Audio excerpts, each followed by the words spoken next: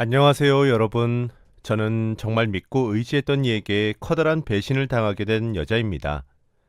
지금은 겨우 일상을 회복했고, 제 나이는 아직 젊은 30대이며, 얼마 전에 재혼하는 데에 성공했습니다.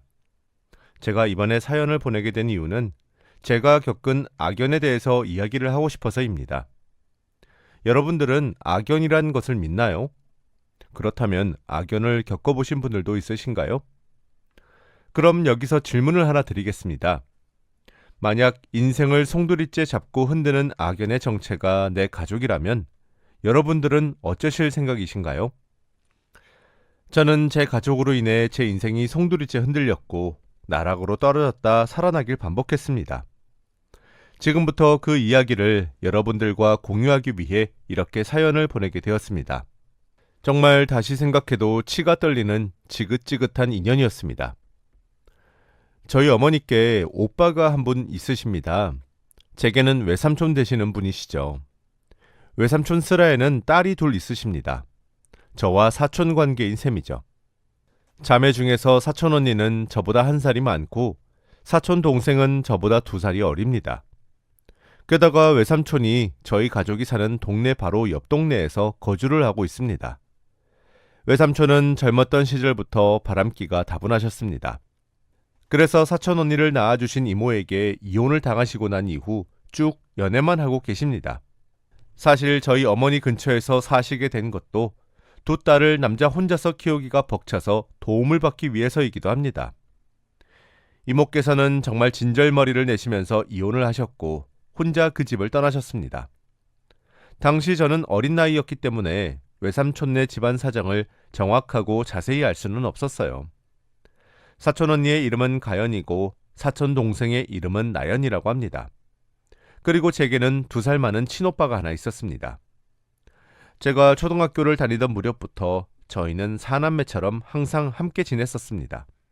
저희 오빠는 드라마에서나 나올 법한 오빠로 정말 다정다감하고 여동생들을 아껴주는 오빠였거든요. 그래서 항상 오빠들이 저희들을 챙겨주며 잘 놀곤 했었어요. 게다가 저희 어머니께서는 평생 전업주부로 삶을 살아오셨습니다. 그래서 외삼촌이 일하러 나가는 낮이면 사촌 자매들은 항상 저희 집으로 놀러 오고 외삼촌께서 퇴근할 때까지 함께 지내곤 했었어요. 저희 아버지께서도 이모가 자식까지 학을 떼고 버리고 갔었다며 사촌 자매들을 따뜻하게 품어주셨습니다. 솔직히 제게 가족과도 다름없는 사람들이었습니다. 외삼촌께서도 이혼하신 이모께는 나쁜 남편이었을지 모르지만 저희 남매에게 정말 잘 대해주셨었고 매번 맛있는 것들을 사주시고 용돈을 지어주시고 쿨하고 재미있는 외삼촌이셨어요. 초등학교와 중학교는 물론 고등학교까지 저희 사남매는 같은 학교 출신을 나왔습니다. 동네에서 한 달이 건너면 다들 아는 사이였었죠. 나이도 전부 각자 1살에서 2살 정도 차이가 나다 보니까 뭐든지 함께 했던 것 같습니다. 입시 생활도 공부도 운동도 뭐든지 전부 함께 말이에요. 더는 사촌 자매가 아니었고 진심으로 제 자매와도 같은 존재였습니다. 그리고 이들은 제게 불지옥보다 더 끔찍했던 생지옥을 선사했던 매우 끔찍한 악연들의 정체입니다. 그렇게 함께 자랐고 4사람 모두 성인이 되었습니다.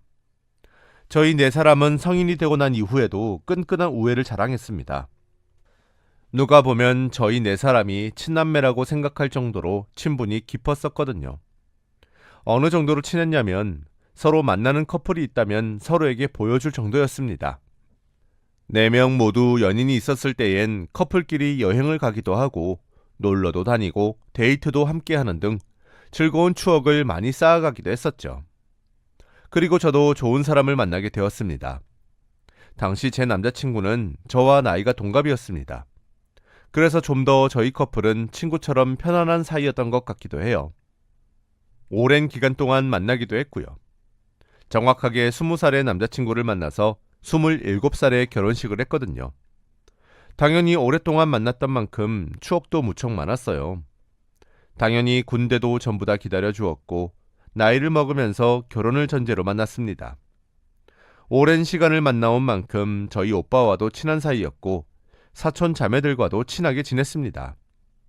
뿐만 아니라 남자친구의 부모님과도 저는 이미 안면을 어느 정도 튼 상태였었고, 남자친구 또한 저희 집에서 이미 아들 또는 사위로 불릴 정도로 친분이 있었기 때문에 저도 남자친구도 27이란 나이가 어리다면 무척 어린 나이였지만 결혼 준비를 진행할 수 있었습니다. 대학 때 만난 남자친구와 이제 여보 남편 부르는 사이가 된다는 현실이 뭔가 너무 설레었던 것 같아요. 대학 때 만난 남자친구와 이제 여보 남편 부르는 사이가 된다는 현실이 뭔가 너무 설레었던 것 같아요. 저와 남자친구는 대학교 동기로 만난 사이였기 때문에 대학 동문에서도 엄청 핫한 주제가 되었습니다.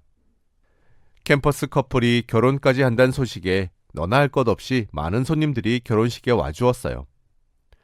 심혈을 기울여 준비했던 결혼식이 무사히 끝나고 저와 남자친구는 어엿한 부부가 되었죠. 그런데 저는 저만의 다짐이 하나 있었습니다. 결혼과 연애는 별개니까 꼭 결혼을 하자마자 바로 혼인신고를 하지 않고 1년은 살아보고 하기로 말이죠. 남자친구도 제가 이 부분에 있어서 확고하다는 것을 알고 있어서 제 결정을 존중해 주었습니다. 그런데 의아한 일이 일어나기 시작했습니다. 결혼을 하고 나서 저는 결혼한 남편과 함께 알콩달콩 신혼생활을 즐길 생각에 들떠 있었습니다. 아무리 오랜 기간 연애를 했다고 치지만 결혼할 때의 로망 같은 것들이 있으니까요. 연애할 때와 달리 부부의 생활은 조금이라도 다르겠지 하고 생각했습니다. 하지만 결혼하기 전과 후의 생활이 너무 똑같은 느낌이었습니다. 그래도 편한 것이 좋은 거니까 좋은 게 좋은 거다 하면서 그러려니 하고 넘어가려 했었던 그때였어요. 어느 순간부터 남편의 행동이 연애 시절과 묘하게 달라졌더군요. 먼저 휴대폰 문제였습니다. 연애를 오랜 기간 동안 하면서도 제 앞에서 휴대폰을 숨기거나 가린 적이 없었던 사람이었는데 제가 혹시라도 볼까 싶어 걱정되었던 것인지 제가 옆에 앉아 있었는데도 불구하고 메신저를 주고받는 대화들을 가리면서 몰래 하곤 했었습니다. 저는 당연히 처음에는 남편의 행동이 잠깐의 기우라고 생각했습니다. 남편이 바람을 피고 있을 거라고는 꿈에도 몰랐습니다. 아니, 정말이지 전혀 예상을 못했다고 봐야 하겠죠. 그게 바람핀 남편의 시그널이라고는 말이에요. 결혼하고 2달 정도 뒤부터 매 순간 그렇게 저를 따돌리다시피 하며 밖으로 나돌기 시작했습니다. 함께 밥을 먹지도 잠을 자지도 시간을 보내지도 않기 시작하니 당연히 사이는 소원해졌습니다. 뭔가 오랜 기간 동안 남편과 연애를 하고 만남을 가져오면서도 남편의 이러한 행동은 처음이었기 때문에 제가 어떻게 해야 할지를 정말 도저히 모르겠더군요. 남편이 잠든 어느 날이었습니다. 결국 저는 남편의 휴대폰을 몰래 훔쳐보기 시작했고 그건 판도라의 상자였습니다. 남편은 김대리라고 적혀있는 사람과 외도를 저지르고 있었던 거였습니다. 제가 남편의 외도 증거를 잡았을 때에는 겨우 결혼식을 한 지 반년도 채 지나지 않은 날이었어요. 경악어린 표정으로 쿨쿨 자고 있는 남편의 옆에서 남편이 외도를 한 여자와 나눈 메시지들을 읽어나갔습니다. 최근 대화 중에 그런 내용이 있었습니다. 다음 주 월요일에 우리 아내 출장 가고 집 비어 그때 놀러와 라고 남편이 보낸 메시지였죠. 이미 대화만으로도 두 사람은 갈 때까지 간 사이로 보였습니다. 저는 화가 주체되지 않을 정도로 나기 시작했습니다. 저는 증거를 잡아야 한다고 생각했어요. 일단 남편이 나눈 메신저 내용들을 전부 다 제 휴대폰으로 옮기고 아무것도 모르는 척을 했습니다. 다음날 출근한 회사에는 출장을 뒤로 미루겠다고 양해를 구했고 원래 출장을 떠난다고 했었던 월요일 저는 회사에 휴가를 내고 집 밑에서 잠복을 했습니다. 남편은 제가 출장을 간다고 하는데도 연신 싱글벙글 웃으면서 저를 배웅해 주었어요. 어이가 없었죠. 그래, 얼마나 잘난 여자를 만나는가 보자 하면서 이를 바득바득 갈았습니다. 그리고 저는 전날 미리 주차해 놓았던 렌트카에 몸을 숨기고 집 밑에서 잠복을 시작했습니다. 1시간 정도가 흘렀을까. 아주 익숙한 여자가 저희 집을 향해 가고 있었습니다. 그 사람은 사촌동생 나연이었습니다. 나연이가 저희가 살고 있는 아파트 로비를 들어가고 난 이후에 월요일이라서 그런지 오고 가는 젊은 여자가 잘 보이지 않더군요. 이렇게 동네의 아가씨들이 뜸한데 부르긴 누구를 부를까 하며 생각에 빠져 있었습니다. 그러다 저희 집으로 들어간 나연이 생각이 나기 시작하더군요. 설마 했죠. 저는 친오빠에게 아무에게도 말하지 말고 제가 있는 곳으로 와달라고 부탁했습니다. 다행히 친오빠는 재택근무를 하는 사람이라 그런지 빠르게 제가 있는 곳으로 와주었습니다. 영문도 모른 채 제게 왜 불렀냐고 툴툴대는 오빠를 앞장세워 저희 집으로 올라갔습니다. 저는 빛의 속도로 비밀번호를 누른 이후 휴대폰 동영상으로 녹화를 하며 집을 성큼성큼 걸었습니다. 그리고 거실 소파에 함께 있는 두 사람을 담게 되었죠. 그 주인공은 불행하게도 제가 상상했던 인물인 남편과 나연이었습니다. 나연이는 비명을 질러댔고 남편은 제게 삿대질을 하면서 어떻게 집에 온 거냐고 되물었죠. 저희 오빠가 평소에는 다정다감할지 몰라도 동생을 끔찍히 아껴주는 사람입니다.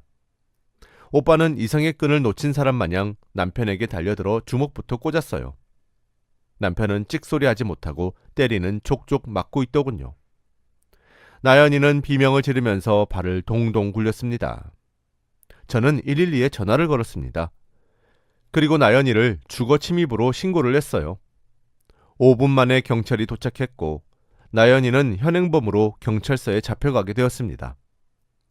저는 시부모님과 저희 부모님 전부를 소환했고 이혼을 하겠다고 선언을 했어요. 당연히 외삼촌과 가연이 언니까지 저희 집으로 전부 모이게 되었죠. 나연이는 경찰서에 있는 상태였고요. 저는 남편에게 언제부터 만난 사이냐고 물었습니다. 남편은 나연이가 본인을 꼬신 거라며 죄가 없다고 억울하다고 호소했어요. 이런 놈을 남편이라고 결혼했던 제가 미쳤던 것 같습니다.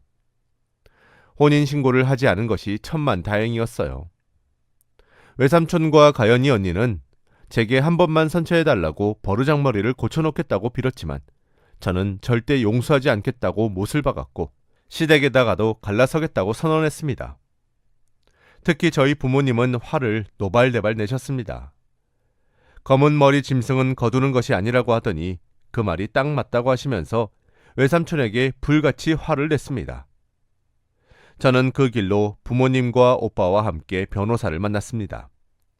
결혼식은 했지만 혼인신고를 한 사이는 아니었기 때문에 저는 이혼소송이 아니라 사실혼 해소소송을 해야 한다고 하시더군요. 제가 주거 침입으로 고소해서인지 나연이는 죄가 가중되어서 상간녀로 고소를 당해 제게 2천만 원의 위자료를 지급해야 했고 상간녀라는 꼬리표도 달게 되었습니다. 사실혼 해소소송으로 남편이 제게 위자료를 줘야 하는 것도 있었습니다. 물론 그 과정에서 남편과 나연이가 번갈아가며 저희 가족들을 찾아와 무릎을 꿇고 애원하며 빌었지만 저는 냉정하게 두 사람을 끊어냈습니다. 지금이야 이 이야기를 매우 덤덤하게 말하지만 믿었던 연인과 가족에게 받은 배신감의 충격으로 일상생활이 이어지지 못했었습니다. 외삼촌도 제게 부탁을 하시다가 포기를 하셨고 저희 어머니의 형제 관계까지 결국 파탄나게 되었어요. 게다가 저희 오빠가 저희 네 사람 중에서 가장 나이가 많았던 만큼 위아래로 많은 사람들을 알고 있었어요. 그래서 나연이에 대한 이야기를 스리슬쩍 흘렸더군요. 나연이는 결국 나고 자란 동네에 소문이 퍼져버렸고 부모와 친구들 전부 버리고 다른 지역으로 이사를 해야만 했어요. 게다가 그 과정에서 남편이었던 놈이 나연이 탓으로 전부 돌려버린 것에 충격을 받았다고 들었습니다. 그래도 저만 했을까요? 그렇게 몇 년이 흘렸습니다. 시간이 약이라는 말이 있다더니 그들의 소식을 보지 않은 채로 살고 있으니 상처가 치유가 되더군요. 저는 봉사활동을 하면서 제 상처를 치유했습니다. 생산적이게 살자고 저를 다잡으면서 찾았던 탈출구가 바로 봉사활동이었거든요. 그리고 그곳에서 봉사활동을 주관하는 팀장님 한 분을 만나게 되었습니다. 저보다 3살이 더 많은 분이셨는데 뭐랄까 굉장히 온화한 느낌이었습니다. 그래서 그분과 함께 일을 하거나 하면 굉장히 편안하고 안락한 기분을 느낄 수 있었어요. 자주 마주치고 얼굴을 익히게 되니 오며 가며 인사도 하게 되었고 자연스럽게 친해질 수 있게 되었습니다. 저희 관계는 점차 발전하기 시작했고 어느새 서로 힘든 이야기를 들어주는 정도의 관계가 되었습니다. 그때 제가 나연이와 전 남편에게 배신을 당했었다는 이야기를 남에게 먼저 한 사람이 바로 팀장님이었습니다. 제가 나연이와 어떤 관계였고 당시 남편과는 어떤 일이 있었고 왜 이혼을 하게 되었는지에 대해서까지 전부 다 줄줄줄 이야기를 하게 되더라고요. 사람을 편안하게 해주는 매력이 있어서 그런지 아니면 저도 모르게 누군가를 붙잡고 하소연이 하고 싶었던 것인지 알 수는 없었으나 그날 팀장님을 잡고 펑펑 울면서 속 시원하게 모든 걸 털어냈었던 것 같습니다. 팀장님은 아무런 위로의 말도 해주지 않았으며 그저 제 어깨를 토닥토닥 두드려주며 마음고생 많이 했네 정도의 말만 해주는 것이 끝이었어요. 그런데 그런 말 한마디가 어찌나 위로가 되었는지 모릅니다.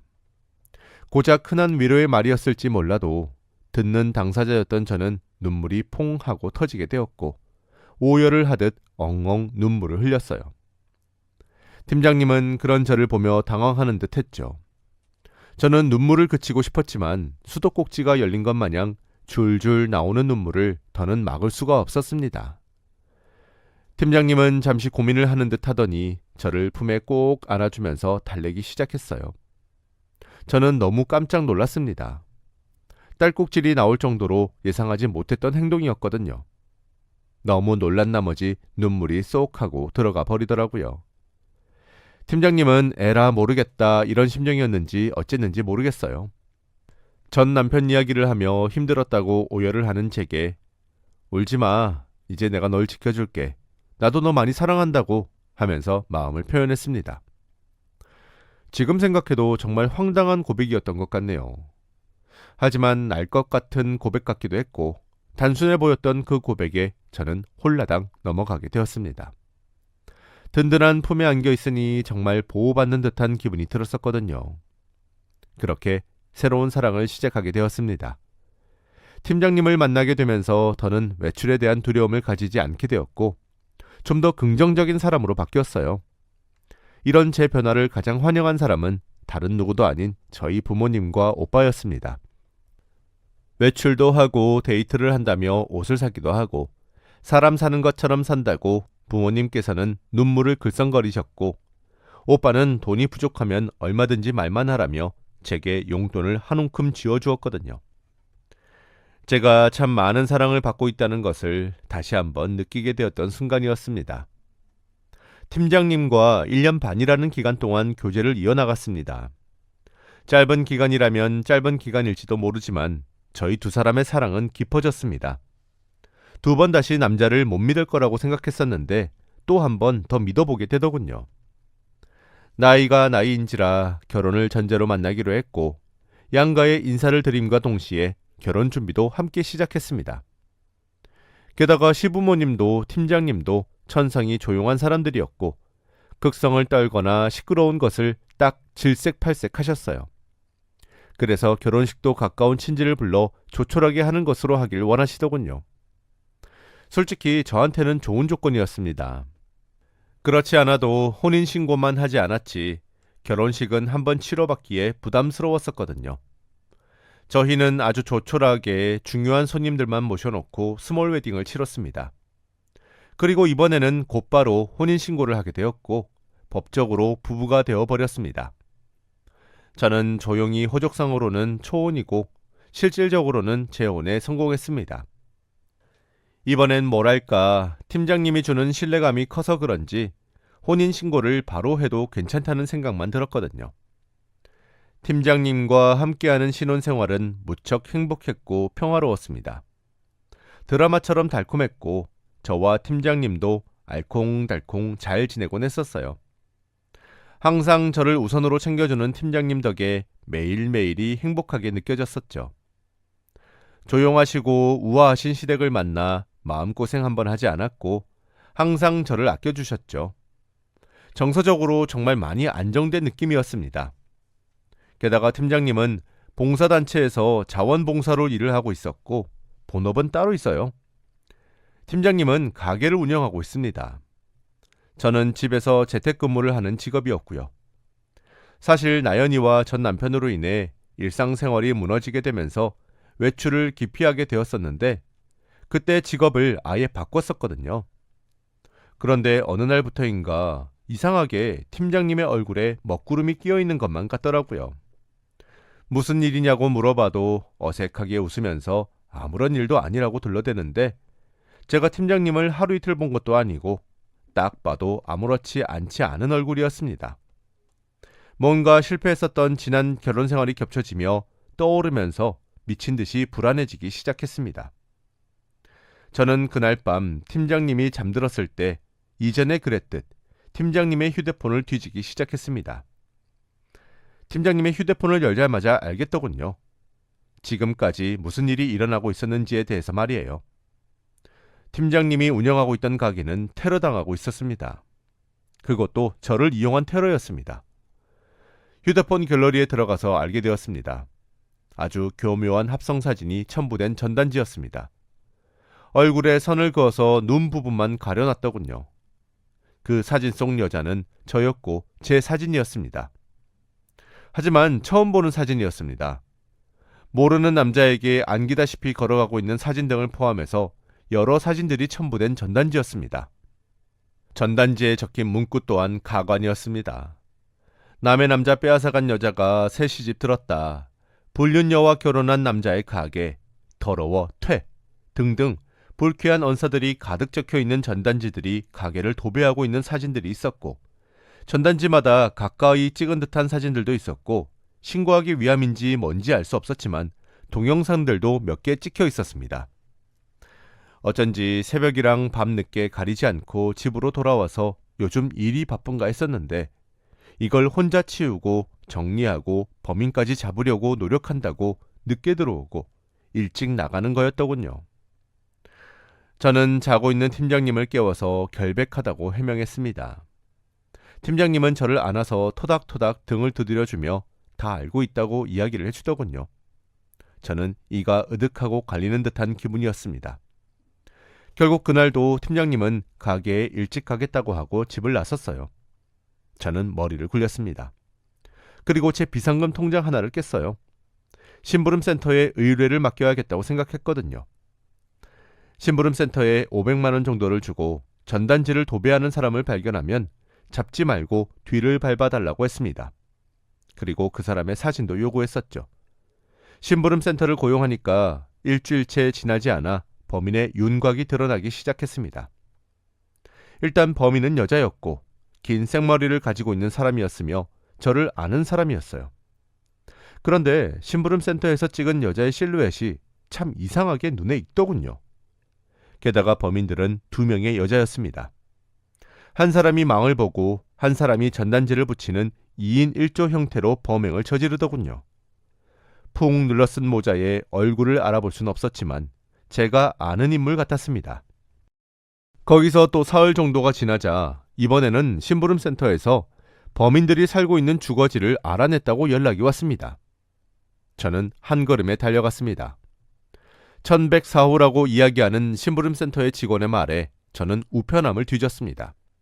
다행히 1104호에 우편함이 2개 꽂혀 있더군요. 휴대폰 요금 고지서 같았습니다. 그리고 우편함에 적혀있는 이름을 보고 저는 소스라치게 놀랄 수밖에 없었습니다.